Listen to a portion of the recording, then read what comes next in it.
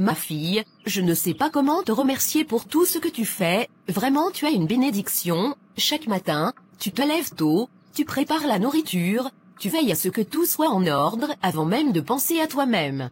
Tu n'es plus ma belle-fille Aline, tu es bien plus que ça, tu es la fille que la vie ne m'a jamais donnée, et je ne cesserai jamais de le dire. Maman, ne dis pas ça, tu n'as pas besoin de me remercier, c'est tout à fait normal, tu as toujours été une seconde mère pour moi, je ne fais que ce que mon cœur me dicte. Peu importe ce qui s'est passé entre Daniel et moi, tu resteras toujours ma famille, et tant que je serai là, je veillerai toujours à ce que tu ne manques de rien. Tu es une femme rare Aline, une femme exceptionnelle, et c'est pour cela que ce que mon fils a fait me brise encore plus le cœur. Je ne comprends pas, comment a-t-il pu être aussi aveugle, comment a-t-il pu laisser partir une femme comme toi? J'ai beau chercher des réponses, je ne trouve pas. Mon fils a commis la plus grande erreur de sa vie, et je sais qu'il finira par s'en rendre compte, mais ce jour-là, j'ai bien peur que ce soit trop tard. Maman, je t'en prie, ne te fais pas du mal avec ça, ce qui est fait, j'ai appris à accepter les choses comme elles viennent et à ne pas me battre contre la volonté de Dieu. Si Daniel a décidé de partir, c'est que cela devait arriver, peut-être que cela me prépare à quelque chose de plus grand, quelque chose que je ne peux pas encore voir aujourd'hui. Au début, j'ai eu mal, je ne comprenais pas pourquoi tout cela m'arrivait alors que j'avais tout donné à ce mariage, mais avec le temps, j'ai compris que l'on ne peut pas forcer quelqu'un à rester, on ne peut pas retenir une personne qui a décidé de partir, alors j'ai fait le choix de me reconstruire, de me concentrer sur moi-même, sur mes projets, mais je n'ai jamais cessé de t'aimer comme ma propre mère.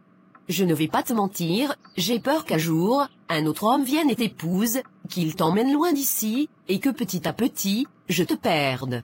Mon cœur me dit qu'un jour, tu vas refaire ta vie, et c'est normal, tu es encore jeune, belle et pleine d'avenir, tu ne peux pas rester seule à cause de l'erreur de mon fils, mais moi Aline, je n'ai que toi, si tu pars, qui sera là pour moi?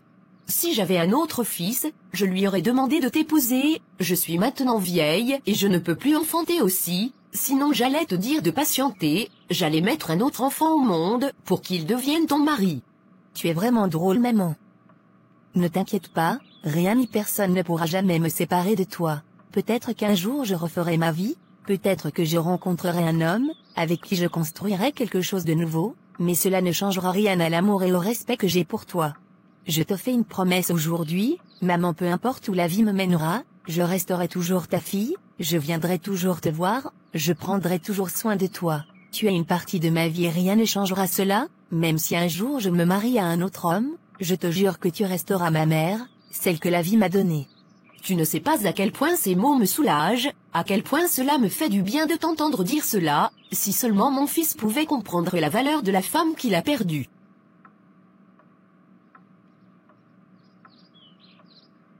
Je te remercie ma fille, merci d'être cette femme exceptionnelle, merci d'être restée malgré tout, merci d'être la fille que je n'ai jamais eue. Diane, tu sais, avec tout ce qui s'est passé, je me rends compte que ma plus grande consolation dans cette histoire, c'est ma belle-mère. Je ne pensais pas qu'après un divorce, une femme pouvait encore entretenir une relation aussi forte avec sa belle famille. Elle est différente, elle m'a toujours soutenue, même quand son propre fils a pris la mauvaise décision. Elle aurait pu me tourner le dos, faire comme beaucoup d'autres belles-mères, et dire que son fils avait raison quoi qu'il arrive, mais elle a choisi d'être juste et de me traiter comme sa propre fille, et pour cela, je ne pourrai jamais la détester. Toi aussi Aline, tu es trop gentille, moi si c'était ma belle-mère, je ne pourrais jamais entretenir un lien aussi fort avec elle après un divorce, en fait j'aurais même prié pour ne plus jamais entendre parler d'elle et de sa famille. Mais bon, au moins tu as eu de la chance d'être tombée sur une belle-mère qui t'aime réellement. Moi je préfère que cette vieille sorcière Bamileke reste bien loin de moi. Diane, pourquoi tu parles comme ça? Ta belle-mère est une mauvaise personne à ce point? Aline, laisse-moi te dire, cette femme ne m'a jamais acceptée, depuis que j'ai mis les pieds dans cette maison, elle n'a fait que me comparer aux autres femmes Bamileke bien dociles, bien soumises à leur mari, à ses yeux, je ne suis qu'une rebelle. Elle voulait que je sois là à tout faire dans la maison pendant que son fils se repose comme un prince, mais moi, je ne suis pas née pour être une bonne à tout faire. Elle n'a jamais cessé de me critiquer, de dire que je ne suis pas une femme stable, que je suis trop bruyante, trop impulsive, j'aime la bagarre.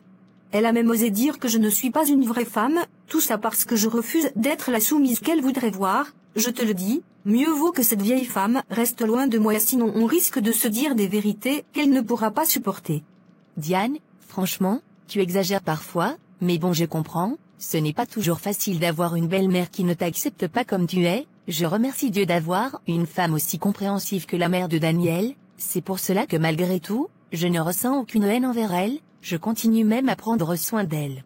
Bon, laisse-moi te parler de mon dossier maintenant, parce que là où je suis, je vais lui faire voir toutes les couleurs de la souffrance à ce sorcier de Martial. Dis-moi un peu, comment ça se passe avec lui depuis qu'il sait que tu es au courant de son enfant caché? Ce que je peux te dire, c'est que ce monsieur-là ne connaît plus la paix, depuis qu'il sait que je sais tout, il est inquiet matin, midi et soir, ce qui me fait le plus rire, c'est que dès qu'il me voit un peu trop calme, il commence à paniquer, il se demande dans quelle sauce il va finir. Mais qu'est-ce que tu lui fais exactement pour qu'il soit dans un tel état? Rien de bien méchant, je lui fais croire que je vais le tromper aussi, je lui glisse des sous-entendus bien calculés du genre, ne t'inquiète pas mon chéri, moi aussi je vais te faire voir c'est quoi être trompé, et on sera collé et serré dans cette affaire. Tu connais bien les hommes, ils ne supportent pas la tromperie, quand on veut jouer le même jeu qu'eux, ils commencent à trembler. Diane, tu es un vrai diable, tu veux le rendre fou ou quoi? Non, je ne veux pas le rendre fou, mais je veux qu'il comprenne ce que ça fait d'être trompé. Les hommes trompent leurs femmes comme si c'était normal, mais dès qu'ils soupçonnent une infidélité venant de nous, ils deviennent fous, ils perdent leur calme, ils ne dorment plus, et c'est exactement ce que je lui fais vivre en ce moment. Franchement tu es terrible, mais tu sais, ce n'est pas toujours la violence qui règle les problèmes, tu crois qu'après cette torture psychologique, il ne recommencera plus? Crois-moi, il ne recommencera plus jamais, après ce que je lui fais vivre, même si une autre femme se donne gratuitement à lui, il refusera. Actuellement il dort triste, il se réveille triste, il va au travail triste, il mange triste, il me regarde triste, il n'est plus libre dans sa tête et ça me fait plaisir, moi je ne vais pas divorcer à cause de ça, nous avons construit beaucoup de choses ensemble, pour laisser une autre femme venir en bénéficier, je vais rester et je vais lui apprendre à respecter une femme. Diane franchement, tu es trop forte, je ne sais pas ce que je vais faire de toi. Moi-même je me demande parfois, ce qui se passe dans ma tête, mais bon au moins, après ça, il ne va plus reprendre, en plus il a promis de me donner de l'argent demain pour commencer mon business.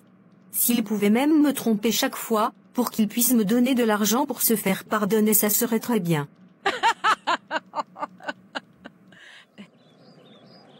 Nadine, je voulais absolument te voir aujourd'hui parce que tu avais raison, tout ce que tu m'avais dit depuis le début, tout ce que tu avais prédit, ça s'est réalisé, ton frère m'a transféré dans un autre département, et je n'ai aucun doute sur le fait que c'est Clarisse qui lui a demandé de faire ça. Je ne comprends pas comment une femme peut avoir autant d'emprise sur un homme, au point de lui faire couper les ponts avec toute sa famille, de le forcer à se séparer des rares personnes qui veulent réellement son bien, et maintenant de l'éloigner de moi simplement parce que j'ai tenté de l'aider. Je t'avais pourtant dit de ne pas t'impliquer dans cette histoire, je t'avais dit que c'était une peine perdue, que tu allais te faire du mal pour rien, et que mon frère n'a même plus son propre libre arbitre, je t'avais prévenu que Clarisse le contrôle totalement, qu'il ne réfléchit plus par lui-même, et qu'il est prêt à couper toutes les têtes qui essaient d'ouvrir ses yeux. Et regarde où nous en sommes aujourd'hui, il t'a éloigné exactement comme il nous a éloignés, ma mère et moi, alors à quoi bon insister? Pourquoi tu continues à espérer alors que nous, sa propre famille, nous avons abandonné depuis longtemps? Non Nadine, je refuse de voir les choses comme ça, ce n'est pas le moment de baisser les bras, ce n'est pas le moment de dire laisse tomber, je suis convaincue que ton frère n'agit pas de lui-même, que quelque chose de maléfique le pousse à se comporter ainsi. Et tant que je serai en vie, tant que Dieu me prêtera souffle et force, je vais continuer à prier pour lui, parce que je crois fermement que rien n'est impossible à Dieu et que, tôt ou tard, il va ouvrir ses yeux et comprendre l'erreur monumentale qu'il est en train de commettre. Martine franchement, tu perds ton temps, et je te dis ça pour ton bien, j'ai essayé, j'ai tout tenté, j'ai supplié mon frère, j'ai pleuré devant lui, je lui ai expliqué calmement, j'ai même crié sur lui, rien n'a fonctionné, il ne nous écoute plus, il nous a rayés de sa vie. Mais Nadine, tu ne peux pas dire ça, c'est ton frère, tu ne peux pas juste l'abandonner sous prétexte qu'il est sous l'emprise de cette femme, tu dis qu'il vous a rayé de sa vie, mais ce n'est pas lui qui a fait ce choix, c'est sa femme. C'est elle qui tire les ficelles, c'est elle qui l'isole de tous ceux qui veulent son bien, alors si on l'abandonne tous, qui va l'aider à s'en sortir, qui va se battre pour l'arracher des griffes de cette femme? Martine, tu crois que c'est facile pour moi, tu crois que ça ne me fait pas mal de voir mon frère comme un étranger, Tu crois que ça ne me déchire pas le cœur de savoir que ma propre mère pleure chaque nuit parce que son fils ne lui parle plus? Mais à force d'essayer encore et encore, et de se faire repousser comme des malpropres, on finit par ne plus avoir la force. Je suis épuisée. Ce frère que je vois aujourd'hui, ce n'est plus mon frère, ce n'est plus le même homme que j'ai connu. Alors pourquoi devrais-je continuer à me battre pour quelqu'un qui ne veut pas être sauvé? Je comprends ta douleur Nadine, et je ne te juge pas, ce que tu ressens est légitime, mais tu sais, certaines batailles ne sont pas physiques, certaines batailles ne se gagnent pas par la force, par les disputes ou par les pleurs, certaines batailles se remportent dans le secret de la prière, dans la patience, dans la foi. Dieu n'abandonne jamais ses enfants, et je crois sincèrement qu'il va délivrer ton frère. Ça prendra peut-être du temps, il va peut-être falloir souffrir encore un peu, mais je ne veux pas baisser les bras, et tu sais quoi, je refuse de l'abandonner.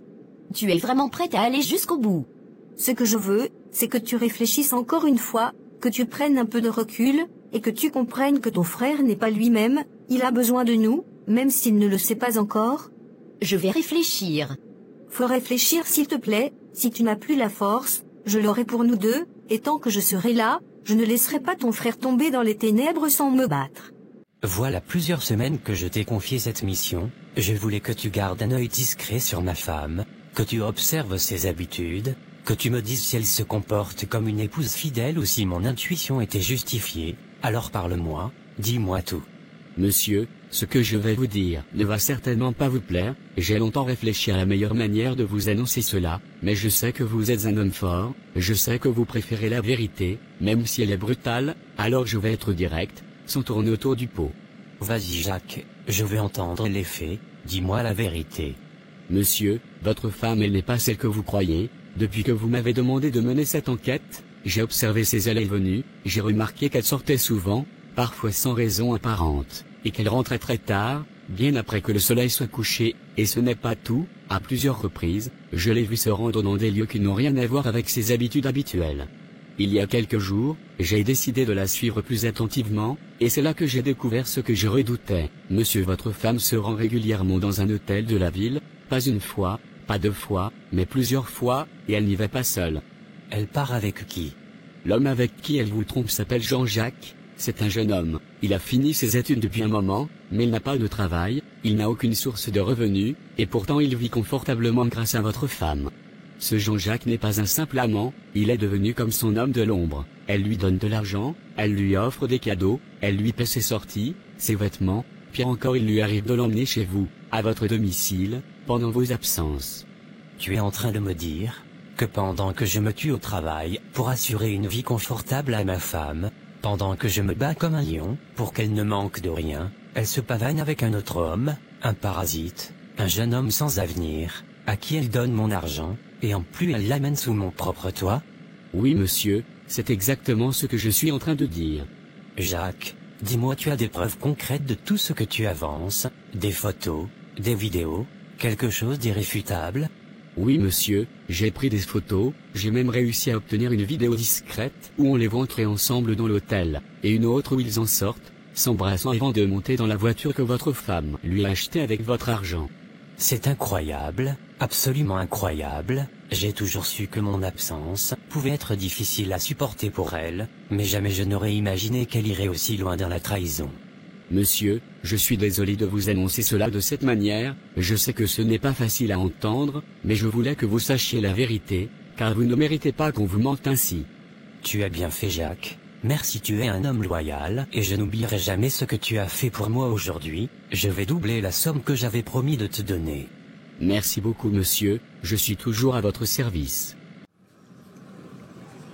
Depuis que j'ai appris que Martial m'a trompé, j'ai décidé de lui faire payer cette trahison au centuple. Il croyait qu'il pouvait me faire ça et que j'allais juste pleurer et me lamenter comme une idiote. Il ne sait pas qui je suis. J'ai retourné la situation contre lui de manière à ce qu'il vive dans une angoisse permanente.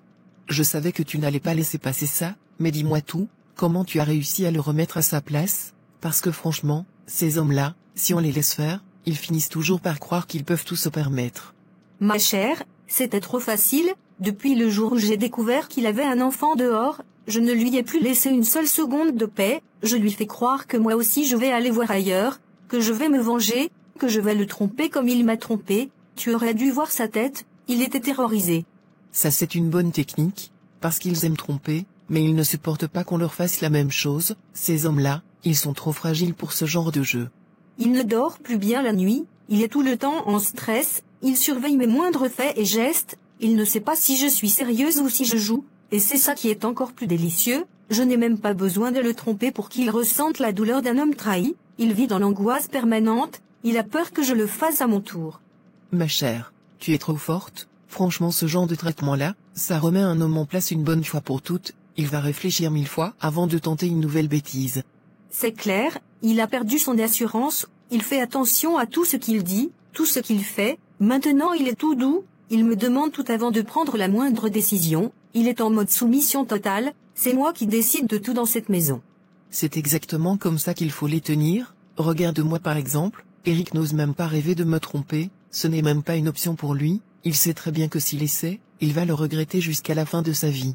Mais dis-moi, c'est quoi ton secret? Parce que franchement moi aussi, je veux que Martial ne tente même pas d'avoir une autre femme, il faut que tu me dises comment tu fais pour garder Eric dans ta main comme ça. Ma chère, ça ne se dit pas comme ça, ce genre de choses, tu veux que je te donne mes secrets et puis toi aussi tu deviens une grande maîtresse comme moi, il faut que tu prouves que tu es prête avant que je ne te donne mes méthodes. Tu veux garder ça seule alors qu'on est copines, c'est comme ça tu fais Clarisse. Tu es prête à faire tout pour cela. Parce que ça demande beaucoup de travail.